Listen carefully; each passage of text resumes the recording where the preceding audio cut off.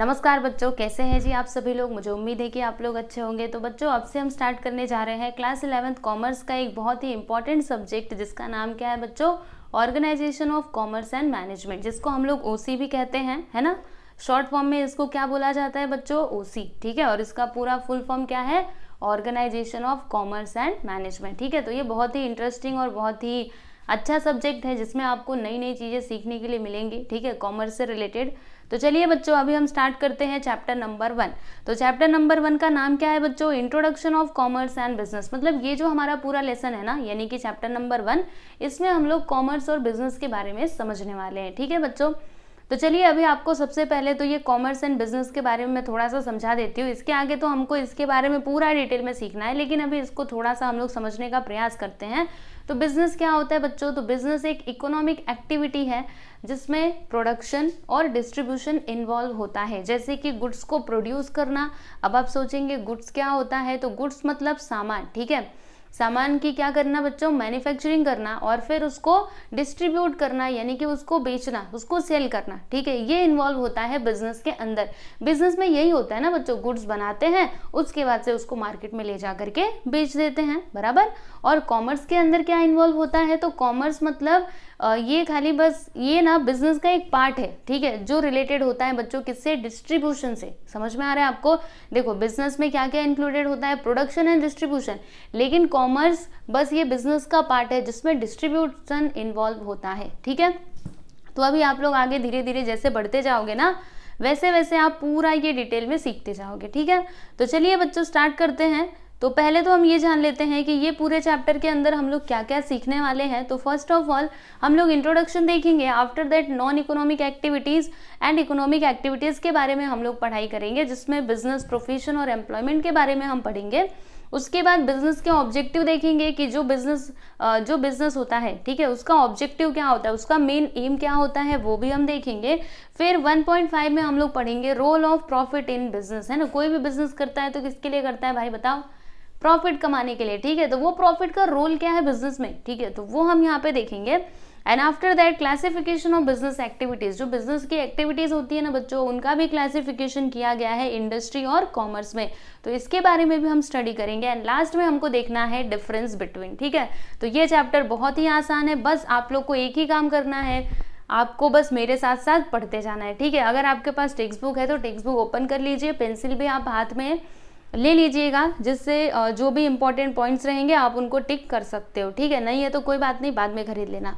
चलो बच्चों, फिर स्टार्ट करते हैं। तो यहाँ पे थोड़ा सा ये डिस्कशन दिया गया है, तो अगर आपको इसे पढ़ना है तो पढ़ो, नहीं तो इसको छोड़ दोगे तो भी कोई बात नहीं है। हमारा जो मेन मुद्दा है हम लोग उसको समझते हैं, ठीक है बच्चों। तो चलिए देखते हैं। यहाँ पे देखिएगा बच्चों, इंट्रोडक्शन दिया गया है। तो इंट्रोडक्शन में ना ह्यूमन एक्टिविटीज़ के बारे में बताया गया है। तो देखो बच्चों, हम लोग जैसे कि हर एक ह्यूमन बींग कुछ ना कुछ एक्टिविटी तो करते ही हैं अपनी लाइफ में, करते हैं कि नहीं। जैसे आपका ही एग्जांपल ले लेते हैं। आप सुबह उठते हैं, कॉलेज जाते हैं, कॉलेज से आते हैं, उसके बाद जो कुछ भी आपका होमवर्क वगैरह रहता है तो आप वो करते हैं, उसके बाद फिर खेलने जाते हैं, है ना। वैसे ही आपके जो मम्मी है सुबह उठती हैं, घर की साफ सफाई, खाना बनाना, सबको खिलाना, कपड़े धोना, ठीक है, यानी वो भी कुछ ना कुछ एक्टिविटी कर रही हैं। आपके जो पिताजी हैं वो भी कुछ ना कुछ एक्टिविटी करते होंगे, राइट। मतलब हर एक ह्यूमन बींग कुछ ना कुछ तो एक्टिविटी करता ही है, ठीक है। तो ये जो एक्टिविटीज़ है ना बच्चों, इनको 2 पार्ट में डिवाइड किया गया है, ठीक है, इनको क्लासीफाई किया गया है। देखो, पहला तो नॉन इकोनॉमिक एक्टिविटीज़ होती हैं और दूसरा होता है बच्चों इकोनॉमिक एक्टिविटीज़, ठीक है। तो नॉन इकोनॉमिक एक्टिविटीज़ मतलब वो एक्टिविटी जो हम लोग पैसा कमाने के लिए नहीं करते हैं। जैसे कि आपकी मम्मी खाना बनाती हैं, तो क्या वो ये सोच के बनाती हैं कि मेरे बच्चे या फिर मेरे पति मेरे को पैसा देंगे इसके लिए, ऐसा सोच करके बनाती है? नहीं, वो तो अपने खुशी के लिए बनाती हैं, है ना। उनके मन में क्या होता है कि मुझे अपने परिवार को भोजन कराना है ना, उनका पेट भरना है, इसके लिए वो खाना बनाती है। वैसे ही अगर वो घर की साफ सफाई करती हैं तो क्या वो पैसे को ध्यान में रख करके करती हैं? नहीं। तो ये जो एक्टिविटी है ना, वैसे ही देखो, अगर आप खेलने जाते हो तो क्या खेलने जाओगे तो पैसे मिलेंगे आपको? नहीं, पैसे नहीं मिलेंगे। हम तो अपने मन की खुशी के लिए क्या करते हैं, खेलने के लिए जाते हैं। तो ये जो एक्टिविटी है ना बच्चों, ऐसे टाइप की एक्टिविटीज को हम लोग क्या कहते हैं, नॉन इकोनॉमिक एक्टिविटीज, यानी जिनसे हमको पैसा नहीं मिलने वाला, ये हम अपने खुद के खुशी के लिए करते हैं। जैसे किसी की सहायता करते हैं ना, अगर हम रास्ते में जा रहे हैं, ठीक है, अभी कोई बूढ़ा आदमी है तो उसको हमने रोड क्रॉस करवा दिया, या फिर उसका वो सामान लेकर के जा रहा था, उसका सामान हमने उठा लिया, तो क्या आपको उसके बदले में पैसे मिलेंगे? नहीं, ये हमने अपने मन की खुशी के लिए की, ठीक है। तो ये जो सारी एक्टिविटीज होती है इनको क्या बोला जाता है बच्चों? जल्दी से बोलो, जोर से। नॉन इकोनॉमिक एक्टिविटीज, ठीक है। अब देखो बच्चों, यहाँ पे इकोनॉमिक एक्टिविटीज की हम लोग बात कर लेते हैं। तो इकोनॉमिक एक्टिविटीज इसका टोटली क्या होता है? अपोजिट होता है। जैसे नॉन इकोनॉमिक एक्टिविटी में मॉनेटरी ट्रांजेक्शन इन्वॉल्व नहीं होता है, लेकिन इकोनॉमिक एक्टिविटी मतलब वो एक्टिविटी जो काम हम लोग किसके लिए करते हैं बच्चों? तो पैसा कमाने के लिए करते हैं। जैसे कि कोई इंसान बिजनेस करता है तो बिजनेस किसके लिए करता है? To earn profit. प्रॉफिट मतलब पैसा कमाना, है ना। प्रॉफिट मतलब पैसा कमाना नहीं होता है, यानी पैसा आएगा तभी तो आपको प्रॉफिट होगा ना। यानी बिजनेस कोई इंसान क्या सोच करके करता है? तो पैसे के बारे में सोच करके करता है, ठीक है। वैसे ही अगर कोई प्रोफेशन है, प्रोफेशन मतलब क्या होता है बच्चों? प्रोफेशन यानी कि अभी हम लोग इसको पूरा डिटेल में पढ़ने वाले हैं, लेकिन अभी आपको थोड़ा सा इंट्रोडक्शन दे रही हूँ ना। तो प्रोफेशन मतलब क्या? जैसे टीचर, ठीक है, तो हर कोई टीचर बन सकता है, कोई भी कहीं से भी आया और टीचर बन सकता है। या फिर डॉक्टर की बात करते हैं, ठीक है, तो कोई भी डॉक्टर बन सकता है। क्या अगर किसी के पापा डॉक्टर हैं तो क्या जरूरी है कि उनका बेटा डॉक्टर बनेगा? मतलब देखो, अगर उसने उतनी पढ़ाई की तब जाके वो डॉक्टर बन सकता है, लेकिन फ्री में ये इनकी जो डिग्री है ना इसके पिताजी की, वो उसको ट्रांसफर नहीं होने वाली। यानी यहाँ पे आपको क्या करना पड़ेगा? अच्छे से पूरी पढ़ाई करनी पड़ेगी, तब जाके वो डिग्री आपको मिलेगी और तब जाके आप वो काम कर सकते हो, ठीक है। तो इसको क्या बोला जाता है बच्चों? प्रोफेशन, ठीक है। तो कोई भी डॉक्टर क्यों बनता है ना? क्यों लोगों का इलाज करता है? टू अर्न मनी, बराबर। फिर एम्प्लॉयमेंट, एम्प्लॉयमेंट मतलब क्या? जैसे हम क्या करते हैं? नौकरी करते हैं, जॉब करते हैं कहीं पे, तो वो आता है बच्चों एम्प्लॉयमेंट में, ठीक है। तो ये जो सारी एक्टिविटीज है ना बच्चों, ये कैसी एक्टिविटीज हैं? तो इकोनॉमिक एक्टिविटीज है। मतलब ये सारे काम हम किसके लिए करते हैं? टू अर्न मनी, पैसा कमाने के लिए हम लोग ये सारे काम करते हैं, ठीक है।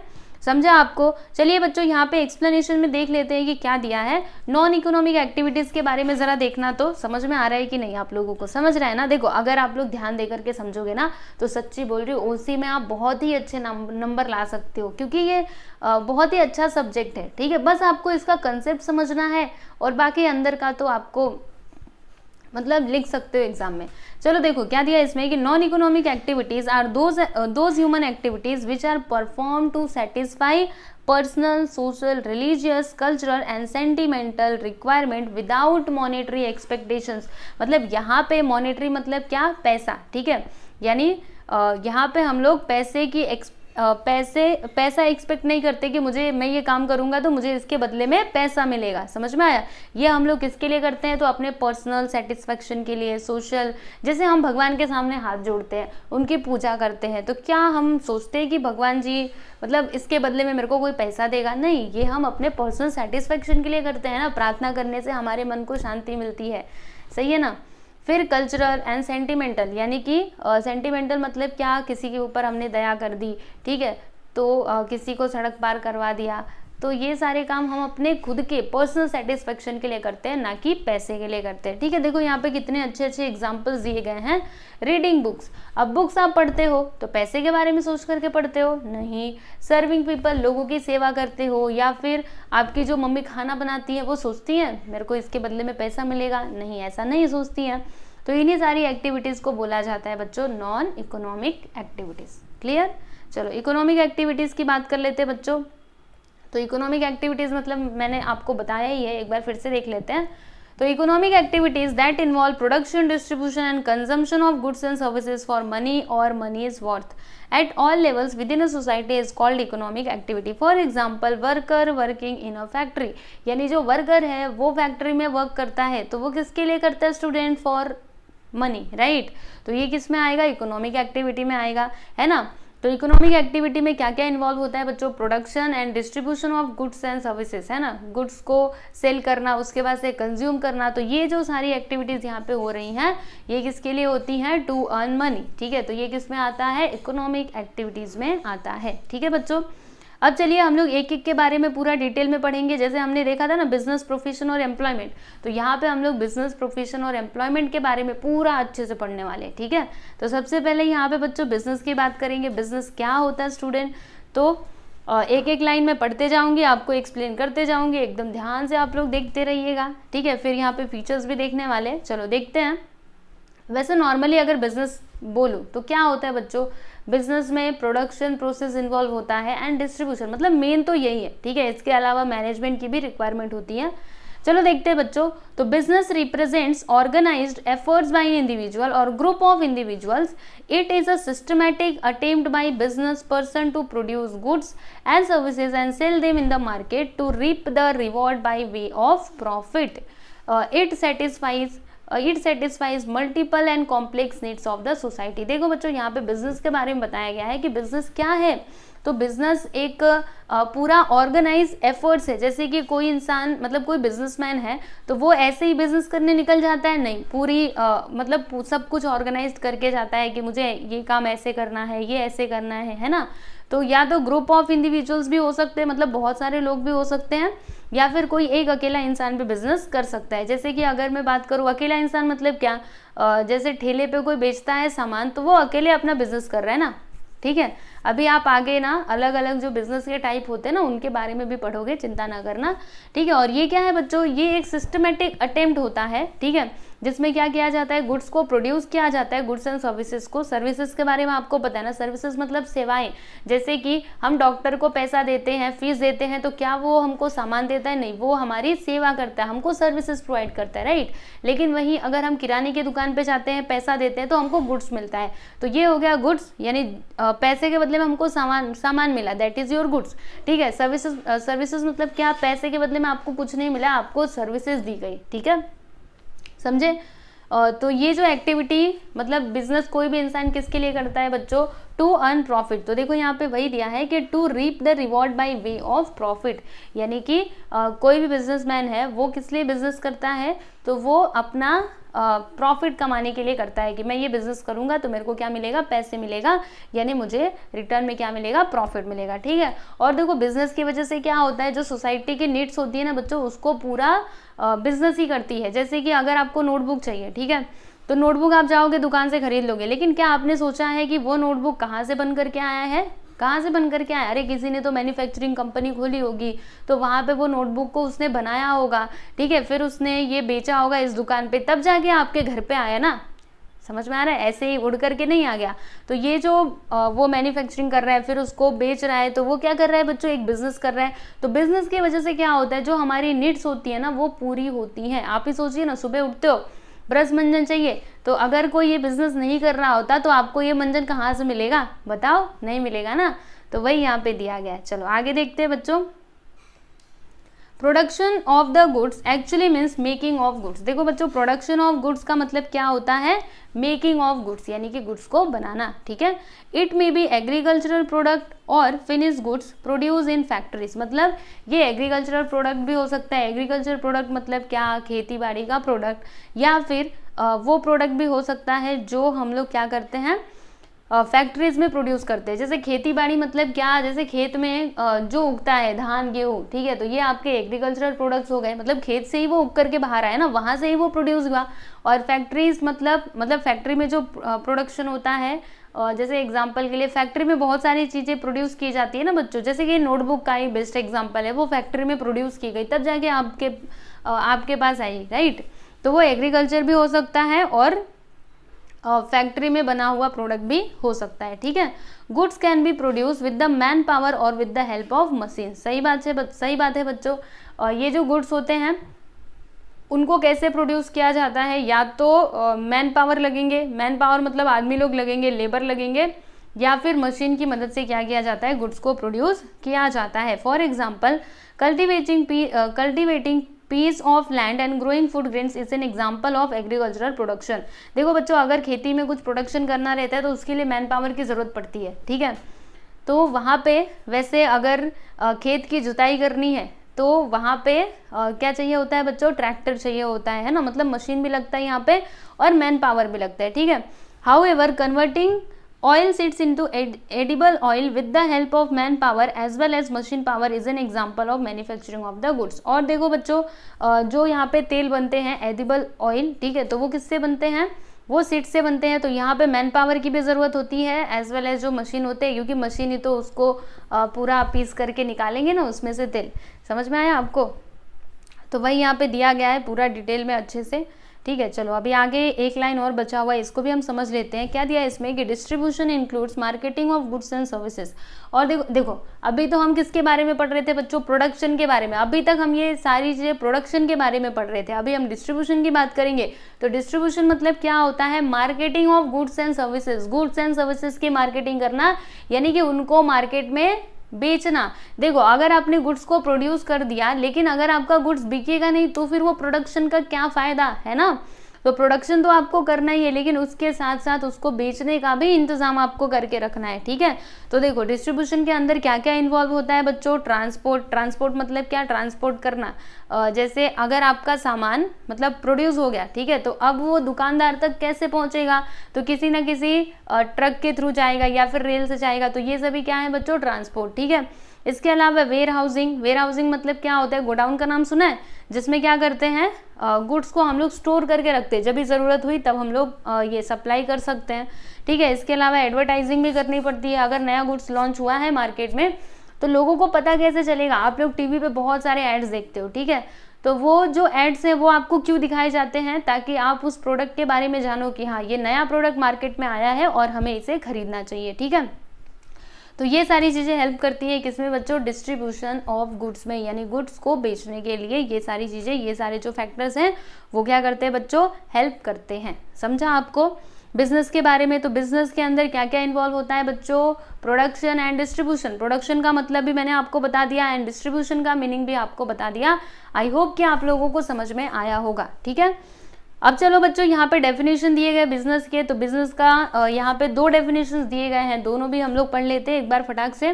तो देखो बच्चों प्रोफेसर हैनी ने कौन सा मतलब इनका जो डेफिनेशन है वो क्या दिया गया है कि business activities are those activities are all those human activities which are directed towards the production and processing of wealth. ये क्या कहते हैं कि बिजनेस एक्टिविटी वो ह्यूमन एक्टिविटीज होती हैं, ठीक है, जो किस लिए की जाती हैं? मतलब जो डायरेक्टेड होती हैं, यानी इनका मेन जो पर्पस होता है, ठीक है, वो क्या होता है बच्चों? प्रोडक्शन करना एंड प्रोसेसिंग ऑफ वेल्थ, ठीक है। मतलब प्रोडक्शन करके वेल्थ को क्रिएट करना, वेल्थ यानी क्या? पैसा, ठीक है, पैसा कमाना। समझा आपको? तो ये डेफिनेशन किसने दिया है? प्रोफेसर हैनी ने दिया है। देखो आपको बताती हूँ, अगर आपको एग्जाम में ये क्वेश्चन आया ना कैसे लिखना है मैं आपको बताती हूँ, थोड़ा रुक जाओ, पहले ये दूसरा डेफिनेशन भी देख लेते हैं एक बार जल्दी से। तो professor Pride Hughes and Kapoor, इन्होंने क्या बोला है कि the organised efforts of individual to produce and sell for a profit the goods and services that satisfy society's needs. ये क्या कहते हैं कि ये जो है मतलब बिजनेस क्या है? तो ये एक ऑर्गेनाइज्ड एफर्ट्स है, मतलब पूरा ऑर्गेनाइज करके किया हुआ प्रयास है, जिसमें हम लोग क्या करते हैं? गुड्स को प्रोड्यूस करते हैं, फिर उसको सेल करते हैं फॉर प्रॉफिट, ठीक है। और वो जो गुड्स एंड सर्विसेज होती है उनसे क्या होता है? जो सोसाइटी के नीड्स एंड वांट्स है उसको पूरा किया जाता है, ठीक है बच्चों। तो यहाँ पे 2 डेफिनेशंस दिए गए हैं, तो आप कोई एक डेफिनेशन याद करोगे तो भी चलेगा। और सुनो आपको एक और बात बता दूं, देखो बच्चों अगर आपके एग्जाम में मतलब आता है क्वेश्चन, तो आपको क्या करना है? जैसे क्वेश्चन कैसे आएगा ना, ऐसे आएगा। जैसे अभी हम लोग आगे ये पढ़ने वाले हैं कैरेक्टरिस्टिक्स और फीचर्स ऑफ बिजनेस, ठीक है। आपसे बोला जाएगा कि राइट द कैरेक्टरिस्टिक्स और फीचर्स ऑफ बिजनेस, ठीक है। तो आप कैसे आंसर लिखोगे? डायरेक्टली ये फीचर्स लिखना चालू कर दोगे? ऐसे मत करना। देखो सबसे पहले क्या लिखना होता है जब भी क्वेश्चन एग्जाम में आता है ना, तो सबसे पहले मीनिंग लिखने का। क्या लिखने का बच्चों? मीनिंग, ठीक है। तो किसका मीनिंग लिखने का? बिजनेस का मीनिंग, ठीक है। तो बिजनेस का मीनिंग मैंने आपको बताया ही।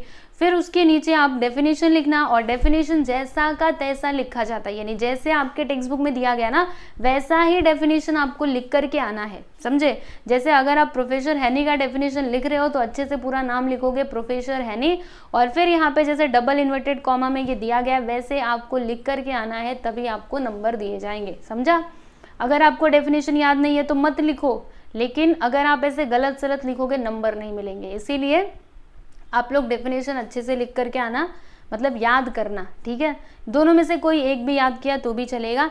चलिए बच्चों, अभी हम लोग यहाँ पे फीचर्स ऑफ बिजनेस देख लेते हैं। बिजनेस के कौन कौन से फीचर्स हैं, इसके कौन कौन सी विशेषताएं हैं।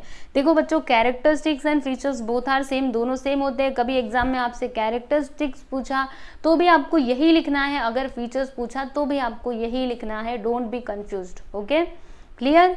चलो फिर फीचर्स हम लोग देखते हैं, बहुत ही सिंपल है बच्चों।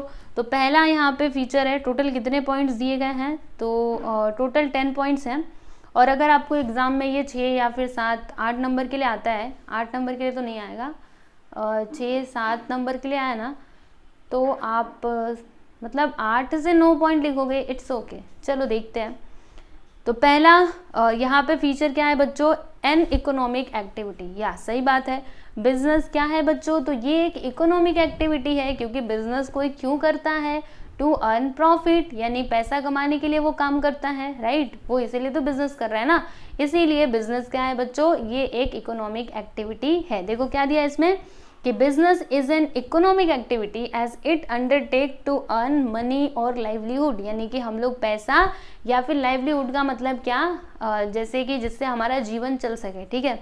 तो इसके लिए हम लोग बिजनेस करते हैं, right. It is not because of love, affection, feeling, sentiments etcetera. और ये जो बिजनेस है ये हम किसी के ऊपर दया दिखाने, किसी की सहायता करने के लिए नहीं करते, ये हम अपने लिए करते हैं, अपने प्रॉफिट कमाने के लिए, ठीक है। तो बिजनेस क्या है बच्चों, it is an economic activity. This is the first feature of business, clear है। पहला आसान था ना। दूसरा देखो बच्चों क्या है, टू पार्टीज। यस, ये भी बहुत सिंपल है। देखो बिजनेस में 2 पार्टीज होती हैं, कौन कौन सी पार्टीज, अरे देखो ना, एक तो सेलर रहेगा, एक कस्टमर रहेगा। बस सेलर रह के क्या करेगा, अगर कस्टमर नहीं है तो वो किसको सामान बेचेगा। तो अगर आप बिजनेस कर रहे हो तो यहाँ पे 2 पार्टीज तो रहनी ही चाहिए, ठीक है। 2 पार्टीज तो कंपलसरी है, क्योंकि बिना 2 पार्टीज के यहाँ पे कुछ काम नहीं होने वाला है ना। तो दूसरा फीचर क्या है बच्चों, यहाँ पे 2 पार्टीज, ठीक है। तो क्या दिया है कि every business transactions involves an exchange. हर एक बिजनेस ट्रांजेक्शन में एक्सचेंज इन्वॉल्व होता है। हम लोग करते ना, तुम मेरा सामान लो, हमको पैसा दो, ऐसे होता है ना, पैसा दिया सामान लिया, समझे कि नहीं। Minimum 2 parties are required for exchange, और एक्सचेंज करने के लिए हमको मिनिमम 2 पार्टीज तो चाहिए ही, that is the seller and the buyer. एक तो सेलर, दूसरा बायर होना ही चाहिए, तभी जाके हम लोग एक्सचेंज कर पाएंगे ना। एक पैसा देगा, एक सामान देगा, नहीं तो फिर ये सामान देगा किसको या फिर ये पैसा देगा किसको, अगर सेलर ही नहीं है तो, समझे कि नहीं। तो इसीलिए यहाँ पे मिनिमम 2 पार्टीज इन्वॉल्व होती है, क्योंकि एक्सचेंज करने के लिए 2 पार्टी की तो जरूरत पड़ेगी ही, that is seller and buyer, ठीक है। Business transaction is a result of an agreement between the buyer and seller which may be oral or written, ठीक है। तो business transaction क्या होता है बच्चों, तो ये एक एग्रीमेंट होता है। अभी आप सोचोगे एग्रीमेंट लिखा हुआ, अरे नहीं, एग्रीमेंट ओरल भी हो सकता है, रिटेन भी हो सकता है, कि मैं तुमको इतना सामान दूंगा तो मेरे को इतना पैसा देना, ऐसे भी हो सकता है, ठीक है। तो ये भी सिंपल है ना बच्चों। पहला तो इकोनॉमिक एक्टिविटी, दूसरा 2 पार्टीज, लिख लोगे ना अपने मन से एक्सप्लेनेशन, ठीक है। चलो अभी तीसरा देखते हैं बच्चों, क्या है, प्रॉफिट मोटिव। यस, देखो बच्चों, बिजनेस का मेन मकसद क्या होता है, मेन मोटिव क्या होता है, पैसा कमाना, प्रॉफिट कमाना, ठीक है। तो यहाँ पे क्या दिया है कि the basic purpose of business is to earn the profit from its activities. मतलब बिजनेस का जो मेन पर्पस होता है वो क्या होता है बच्चों, अपनी एक्टिविटीज के द्वारा वो क्या करे, पैसा कमाए, यानी कि प्रॉफिट कमाए, ठीक है।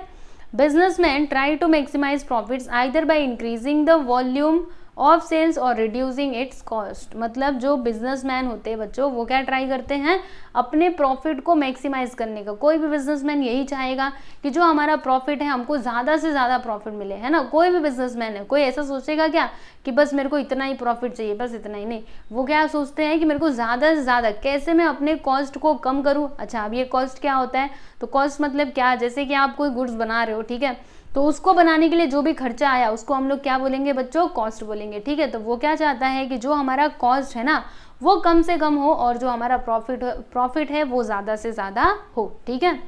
It is the spine of spine भी बोल सकते हो, ठीक है, spine of business which keeps the business going on in the long term, ठीक है। The amount of profit may differ from business to business. यहाँ पे क्या दिया है बच्चों, जैसे कि ये जो प्रॉफिट है ना, जैसे स्पाइन मतलब क्या, जैसे हमारे बैक की रीढ़ की हड्डी होती है ना, तो उसी प्रकार से ये जो आपका बिजनेस में प्रॉफिट होता है ना बच्चों, ये भी आप समझ लीजिए कि ये पूरे बिजनेस का बैकबोन होता है, ठीक है। रीढ़ की हड्डी होती है, जैसे रीढ़ की हड्डी के बिना अगर किसी की वो जो बैकबोन है ना, अगर किसी का टूट जाए वो बेचारा किसी काम का नहीं, ना उठ सकता, ना बैठ सकता, ना कुछ कर सकता है ना। मतलब मेन इंसान को चलाने के लिए क्या इंपॉर्टेंट है स्टूडेंट्स? Backbone, right. उसी प्रकार से अगर आपको बिजनेस चलाना है तो फिर यहाँ पे प्रॉफिट जो है ना वो उस बैकबोन का रोल प्ले करता है, समझे। तो वही यहाँ पे दिया गया है कि it is the spine of business which keeps the business going in the long term, ज्यादा समय तक उसको चलाने के लिए हेल्प करता है कौन? प्रॉफिट, ठीक है। और जो प्रॉफिट है ना बच्चों, ये क्या हो सकता है? ये अलग अलग हो सकता है, क्योंकि किसी महीने में मतलब किसी समय आपका बिजनेस बहुत तेजी से आगे बढ़ा, कभी कभी ऐसा भी हो सकता है कि बिजनेस आपका क्या हो जाए, थोड़ा सा स्लो हो जाए, ठीक है। तो प्रॉफिट जो है वो अलग अलग हो सकता है। अब सेम मतलब कोई ज़रूरी नहीं है कि हर बार आपको इतना प्रॉफिट हुआ तो हर एक महीने में हर साल आपको इतना ही प्रॉफिट होगा, ऐसा बिल्कुल भी नहीं है। वो मतलब उसमें ना वेरिएशंस यानी कि चेंजेस आते ही रहते हैं, ठीक है।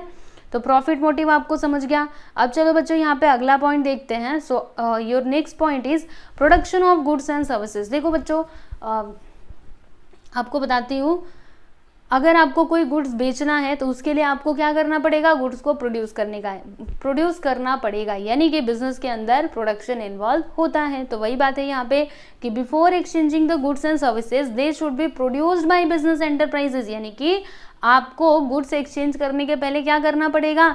वो जो गुड्स है ना उनको प्रोड्यूस करना पड़ेगा, समझे कि नहीं। Goods are either manufacture or procured from the seller with the aim of selling it further to the consumer for profit. यानी जो गुड्स है ना बच्चों वो आप मैन्युफैक्चरिंग भी कर सकते हो, यानी अपनी कंपनी है, समझ लीजिए आपकी मैन्युफैक्चरिंग कंपनी।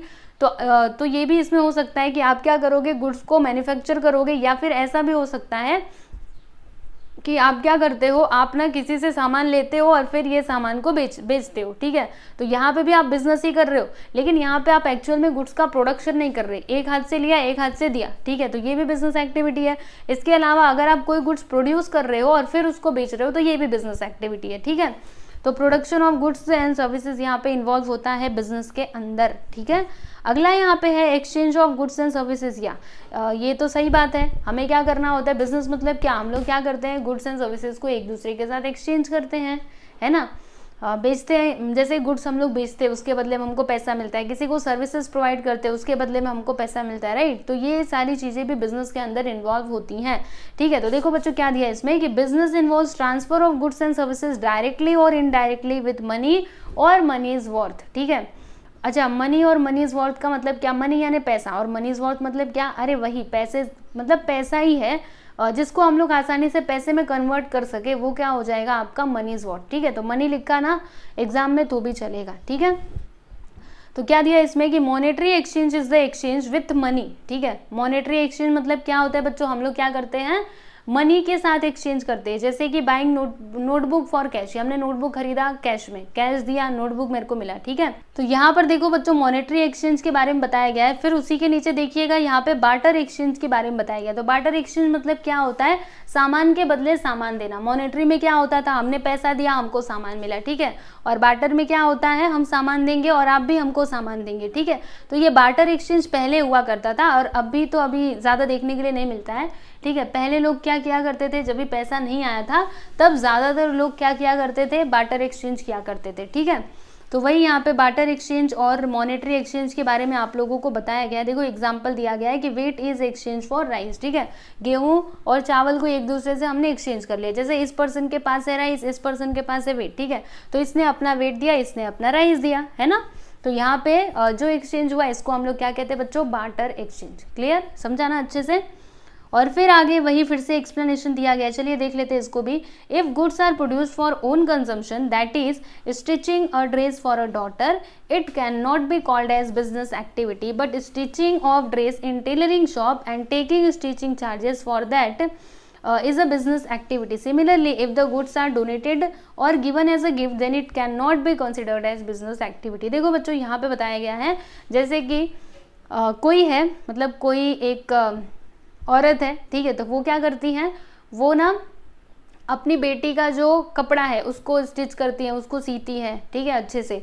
तो क्या वो बिजनेस एक्टिविटी कहलाएगा? नहीं, क्योंकि इसके बदले में उनको पैसा नहीं मिलने वाला। समझ में आ रहा है? वो अपनी बेटी के लिए काम कर रही हैं, लेकिन अगर वो वही क्या करती, उनका एक प्रॉपरली एक दुकान होता जहाँ पे वो अपने कस्टमर के कपड़े सिलती, तो वो क्या कहलाता बच्चों? Business activity. ठीक है, लेकिन अगर वो घर के लिए काम कर रही हैं तो वो बिजनेस एक्टिविटी नहीं कहलाएगा। ठीक है, उसी प्रकार से अगर हमने कहीं पे डोनेशन दिया या फिर किसी को गिफ्ट दिया तो वो भी बिजनेस में नहीं आएगा। समझे ना?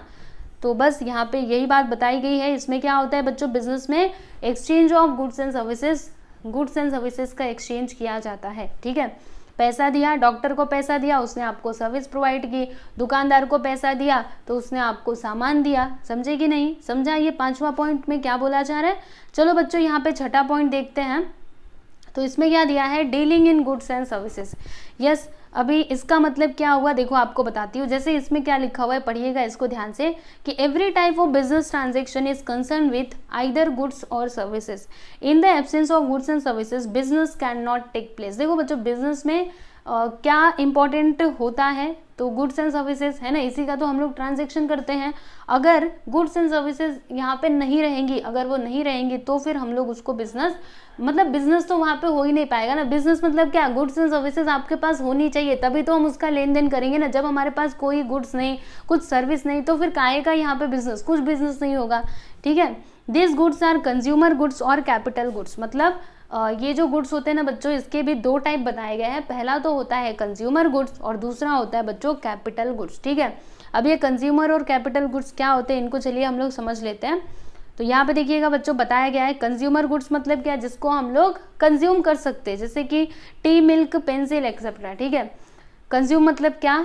कंज्यूम यानी क्या? जिसको हम यूज कर सकते हैं, जैसे टी है, ठीक है, मिल्क है, पेंसिल है, तो ये सभी आपके क्या है बच्चों? कंज्यूमर गुड्स हैं। इसके अलावा यहाँ पे ये जो सारे गुड्स है ना, मशीनरी, प्लांट, फर्नीचर एक्सेट्रा, ये सभी क्या है बच्चों? कैपिटल गुड्स हैं। जैसे कि हमने फर्नीचर खरीदा, ठीक है, अपने बिजनेस के लिए, तो ये क्या हो जाएगा? ये एक तरीके से हमारा कैपिटल हो जाएगा, है ना, हमारा असेट हो जाएगा। समझ में आ रहा है? तो ये सारे टाइप के जो गुड्स होते हैं, ये होते हैं कैपिटल और ये होता है कंज्यूमर। ठीक है, समझा कि नहीं आप लोगों को? कंज्यूमर बहुत ज़्यादा कंफ्यूजन तो नहीं हो रहा है ना? जिसको हम कंज्यूम कर सकते हैं बच्चों, और वो थोड़े दिनों के बाद खत्म हो जाता है। ठीक है, कैपिटल गुड्स मतलब जो हमारे साथ सालों सालों रहे, जैसे कि मशीनरी एक बार खरीद ली तो बार बार हर साल नहीं खरीदेंगे। ठीक है, या फिर उसको बार बार हम चेंज नहीं करेंगे। समझे? इसीलिए इसको कैपिटल गुड्स के अंदर इंक्लूड किया गया। उसी प्रकार से प्लांट हो गया, फर्नीचर हो गया, तो ये सभी किस में आते हैं बच्चों? तो ये सभी आते हैं कैपिटल गुड्स के अंदर। ओके, समझा? 6 पॉइंट समझा ना? Dealing in goods and services में क्या होता है? गुड्स एंड सर्विसेज का डील किया जाता है। चलो अगला देखते हैं बच्चों, कंटिन्यूटी इन डीलिंग्स। अब इसका मतलब क्या हुआ? ये भी बहुत सिंपल पॉइंट है। देखो इसमें क्या लिखा है कि एवरी बिजनेस रिक्वायर्स रेगुलरिटी इन ट्रांजेक्शन। यस, ट्रांजेक्शन में रेगुलरिटी तो होनी ही चाहिए, है ना। One single transaction does not constitute business. For example, if a person sells his own motor car and earns profit, then it will not be considered as business activity. But if he is a car dealer, so he sells and purchase cars regularly, then it is considered as business activities. सुनिएगा बच्चों, यहाँ पे बड़े ही अच्छे तरीके से example की मदद से आपको समझाने की कोशिश की गई है। देखो बच्चों, आप बिजनेस किसको बोलोगे? जिसमें ट्रांजेक्शन में क्या हो? कंटिन्यूटी हो, मतलब वो लगातार होती रहे। ऐसा नहीं कि आपने ना कभी एक दिन ट्रांजैक्शन कर दिया, साल में एक दिन या फिर महीने में एक बार कहीं पे आपने किसी को सामान अपना बेच दिया तो उसको बिजनेस बोलोगे। नहीं, उसको बिजनेस नहीं बोलोगे। जैसे कि एक इंसान है, ठीक है, उसने क्या किया? उसकी जो बाइक है ना, उसने आज किसी को बेच दिया, ठीक है, लेकिन वो याद रखना बस आज ही बेचा है, इससे पहले वो कभी नहीं बेचता था और इसके बाद में भी नहीं बेचेगा। उसकी बाइक थी तो उसको अभी बाइक की ज़रूरत खत्म हो गई तो उसने बेच दिया, ठीक है। तो इसको हम लोग बिजनेस नहीं बोल सकते, क्योंकि इसमें रेगुलरिटी कहाँ है? वो पहले ये काम नहीं करता था और आज के बाद भी नहीं करेगा, बस उसने आज ही के दिन ये किया, ठीक है, तो ये बिजनेस नहीं है। लेकिन वहीं अगर कोई कार डीलर है, कार डीलर या फिर बाइक डीलर, ठीक है, तो उसको हम लोग बिजनेस बोलेंगे, क्योंकि वो क्या करता है? उसका रोज का काम ही है। आज भी बाइक बेचा उसने, कल भी बेचेगा, जब जब कस्टमर आएंगे तब तब बेचेगा। समझ में आ रहा है? तो उसको हम बोलते हैं बिजनेस एक्टिविटी, ठीक है। तो बिजनेस में मतलब डीलिंग में क्या होनी चाहिए बच्चों? कंटिन्यूटी, तभी आप उसको बोलोगे बिजनेस, नहीं तो फिर वो बिजनेस नहीं कहलाता है, ठीक है। यहाँ पे देखिएगा बच्चों, अगला जो यहाँ पे पॉइंट है वो क्या है, अनसर्टेन रिटर्न्स। सही बात है बच्चों, बिजनेस से जो आने वाला रिटर्न है वो फिक्स्ड नहीं होता है, ठीक है, ये डिफर होता है टाइम टू टाइम। मतलब हम ऐसा प्रेडिक्ट कर सकते हैं, ऐसा अंदाजा लगा सकते हैं कि हमको इतना प्रॉफिट होगा, लेकिन एग्जैक्टली हम बता सकते हैं क्या कि मेरे को अगले साल इतना ही प्रॉफिट होगा, ऐसा हम नहीं बता सकते, ठीक है। तो यहाँ पे अनसर्टेन रिटर्न्स होता है, यानी जिसके बारे में हमको पता नहीं होता। कभी अचानक से हमको बहुत ज़्यादा प्रॉफिट हो सकता है, कभी लॉस भी हो सकता है, ठीक है। तो अगर कोई बिजनेस करता है ना, तो ये सारी चीज़ों को ध्यान में रख करके करता है कि कभी मेरे को प्रॉफिट हुआ तो फिर मुझे बिजनेस कैसे मैनेज करना है, और जब भी मेरे को लॉस हुआ तो फिर बिजनेस कैसे मैनेज करना है, ठीक है। तो बिजनेस करना कोई आसान काम नहीं है, उसके लिए बहुत सारे स्किल्स एंड लीडरशिप की रिक्वायरमेंट होती है, ठीक है। चलो देखो इसका एक्सप्लेनेशन क्या दिया है कि in business the returns are never predicted or guaranteed. मतलब जो रिजल्ट है वो प्रेडिक्टेड नहीं होता है और गारंटीड भी नहीं होता है कि आपको इतना ही प्रॉफिट मिलेगा, ठीक है। बिजनेसमैन में earn profit and suffer a loss. कभी कभी उसको प्रॉफिट भी हो सकता है, कभी कभी उसको लॉस भी हो सकता है, समझे। चलो बच्चों अभी अगला देखते हैं, एलिमेंट ऑफ रिस्क, ठीक है। अब ये क्या होता है, देखो बच्चों कोई भी बिजनेसमैन बिजनेस करता है ना, तो वो अपने साथ रिस्क लेकर के ही काम करता है, ठीक है। क्योंकि अभी अभी हमने ऊपर क्या देखा कि हमको इसकी गारंटी नहीं होती कि हमें इस साल प्रॉफिट ही होगा या फिर हमको लॉस ही होगा, ठीक है। मतलब हमको पहले से पता नहीं होता। मतलब कोई भी बिजनेसमैन अगर काम कर रहा है तो वो समझिए कि एक तरीके से वो अपने साथ रिस्क लेकर के ही चल रहा है। मतलब बिजनेस में तो रिस्क इन्वॉल्व होता ही है, ठीक है। तो देखो इसमें क्या दिया है कि risk is the key element of every business which is concern with the exposure to loss. यानी हर एक बिजनेस में लॉस होता है। तो देखो कोई भी बिजनेसमैन अगर बिजनेस स्टार्ट करने जाता है ना, तो पहले से ही सब सोच लेता है कि अगर मुझे किसी साल मतलब किसी साल मेरे को लॉस हुआ तो फिर मुझे कैसे बिजनेस को मैनेज करना है, वो सारी चीज़ों को वो ध्यान में रख करके ही बिजनेस करता है। यानी उसके जो निगेटिव फैक्टर्स है ना, उनको भी वो कंसिडर करता है, एज वेल एज जो पॉजिटिव फैक्टर्स हैं उनको भी वो कंसिडर करता है। दोनों को अच्छे से समझने के बाद ही वो बिजनेस में कदम रखता है। अगर हम लोग पहले से सारा मैनेजमेंट वगैरह नहीं करेंगे, प्रॉपर प्लानिंग नहीं करेंगे, तो फिर हम इसमें कामयाब नहीं होने वाले। कोई भी काम करना हो, जैसे आपको ही अगर एग्जाम में, जैसे आप अभी 10th पास होकर के आए हो, ठीक है, तो 10th की पढ़ाई के लिए आपने पहले से प्लानिंग तो की होगी ना कि मेरे को ये वाला सब्जेक्ट इतने घंटे पढ़ना है, तब जाके मैं ये 90+ स्कोर कर सकता हूँ या फिर कर सकती हूँ। तो ऐसा आप लोगों ने प्लानिंग की होगी कि नहीं। अगर हम विदाउट प्लानिंग बस ऐसे कुछ भी पढ़ते जाएंगे, ठीक है, तो किसी दिन आराम करेंगे, किसी दिन भर सोते ही रह जाएंगे, ठीक है, तो ऐसे हो जाएगा। यानी हमारी पढ़ाई जो है वो अच्छे से हो ही नहीं पाएगी। तो कोई भी अगर आपको काम करना है तो उसके लिए प्लानिंग तो ज़रूरी होता है ना। तो अब आप बिजनेस करने जा रहे हो इतना रिस्क लेकर के, तो यहाँ पे भी आपको प्रॉपर प्लानिंग करनी पड़ती है, ठीक है।